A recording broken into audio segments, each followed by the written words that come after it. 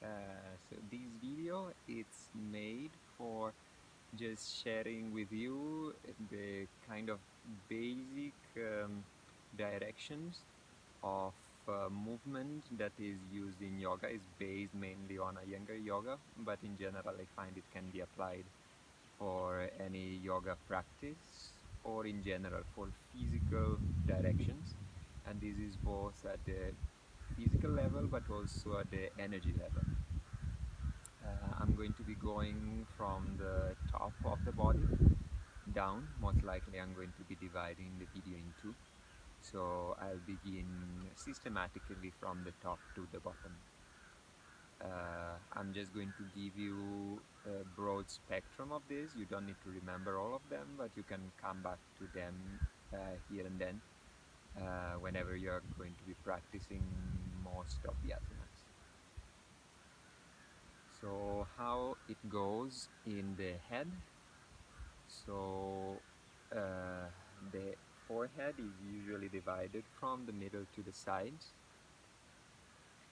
and there is the back of the head at the beginning where the head is meeting the neck that spreads to the sides, and then there is the skin of the head that rolls till your eyebrows. Especially when you're doing forward bends, you really want to have this rolling. And also you can imagine your brain whenever you are doing forward bends is like the insides of your head that are turning forward. And this also is what is giving the sense of relaxation and of releasing your thoughts and your mental energies, is rolling forward. Then the face wants always to kind of come back and spread sideways. The head very often has this tendency of moving forward, so you want to bring the head back. The tongue is relaxed. When you relax the tongue, there is an automatic reaction in the throat. The trapezius muscles all the time need to move away from the neck. Very often they have the tendency of rising. You want to all the time bring them down. Skin and muscle down. As you do this, it couples with the movement of the collarbones. The inner face of the collarbone is lifted up and the collarbones are spread sideways. So then here is the what they call the eyes of the chest. Imagine you have your eyes here, so you have the eyes of your chest that are open. And this is what is called frontal armpit. So you want, as if there is something that pulls you from the bottom to the top, you want your frontal armpit to be going up so that the eyes of your chest are open, the collarbones are spread. This collarbone, clavicle, and shoulder is called shoulder girdle. You want to have your shoulder girdle well positioned. So the eyes of the chest open, exposed, collarbone spread. Then you want the top of your shoulders to be rolling from inside out. They want to roll back. So if you roll them back, you see that you open is more. Then we have the shoulder blade, this bone. And you want to have the top of the shoulder blade that goes down to the bottom, the outside of it that goes to the middle. So have you want to have the middle of your back that is narrow. So the shoulder blade goes towards each other, the top goes to the bottom, and then both shoulder blades, as if there are two hands that they push you forward, they are entering into the body. The back of the rib cage is the same. The back ribs, they are there as sustaining you. So they're going into the body. The shoulder blades are going into the body. Then there is the sternum over here. The sternum, you want to stretch it. So you want to imagine that you can divide it into half. So the bottom goes to the top and the top goes to the bottom. So there is openness here. Then once we reach the arms, very often in yoga asanas, there is extension of the arms. Whenever we extend the arms, we have the bicep and the tricep. So the bicep wants to move towards the elbow and away. The tricep wants to move back towards the armpit. So if we move tricep back and bicep forward, our extension of the arm will work much better and our shoulder blade will be able to move in and we will have much more space in the neck. So arm, as we were saying, from inside out, tricep in, bicep forward. Then we have the forearm. We want the muscles, the skin and muscles on the forearm to be compact, to hug the bone. They say hug the bone. So you want here to be compacted. The wrist. Whenever we do yoga, there is our forces and counter forces. So whenever we turn the arms from inside out, we want to turn the palm from outside in. When we do Adho Mukha Svanasana, for example, is the same. Turn from inside out, and at the same time, the wrist from outside in, which goes from the small finger to the thumb. Okay. The palm is very important, is connected to the mind. If we have tense palms, we are going to be very likely be having tension in our face. So if the way of releasing the palms is from the middle to the sides, to all direction, like a sun, there is here the center of the sun and the rays go everywhere. So that's how we release the palm. And the fingers are important that each of them is fully extended and that there is the space between one finger and the other. One thing that is particularly important is between the thumb and the index finger that there is openness. These will help us also when we do position with the hands down to ground more our hands.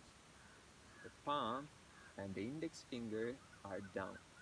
The wrist goes towards the thumb and the index finger so that we can do this rotation on one side and counter rotation on the other side. And compacting, and the elbow needs to be locked. Locking the elbow, like locking the knee, is very important. They say don't have leaking elbows or leaking knees because it's like an energy leakage. When we don't lock them in the position when it's needed, we are going to be having weakness over there that we don't need for our asanas. Then whenever we extend the arms sideways, for example in a Trikonasana, the extension of the arms doesn't start from the shoulders, they start from the heart. They say that the arms and the hands are extension of the heart. So when we are extending in this way, we want to imagine that the extension begins from here, it passes through the collarbones, through the shoulder, and goes till the fingertips. And energetically, you want to think even beyond the fingers. If you do that, it will definitely have another impact. You want to have the eyes of your chest well open, your sternum long, but at the same time, you don't want to dissipate yourself. So this part, the sides of the ribs, you want them compact, that they stay stable, so here it can continue to move even further. Then we move a little bit lower. So here there is the bottom line of the rib cage. Rib cage, here we have the waist, which is soft, and here we have the diaphragm. So the basic positionings of the diaphragm is that the diaphragm needs to spread from the middle to the sides and from the front to the back. So the tendency might be of going forward. So you want to bring your diaphragm from the front to the back. And at the same time, you want it to become wide. If you make it become wide, what will happen is that it will release your abdomen.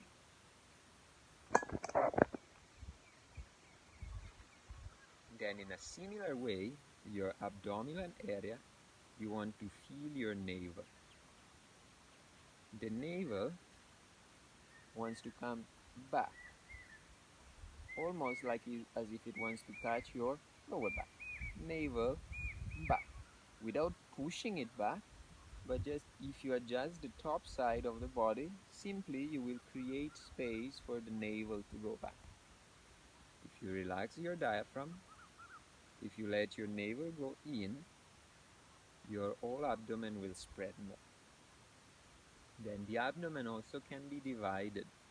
There can be a midline, and you can spread it from the middle to one side, from the middle towards the other side.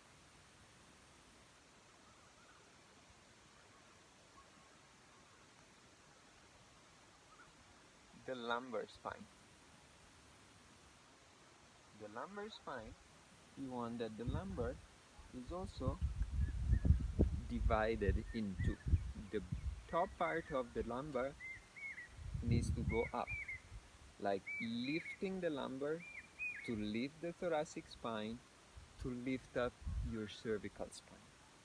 The bottom part of your lumbar wants to go down, and it wants to go down so that it can bring your buttocks down, so that you have a double force, one that grounds you and one that lifts you.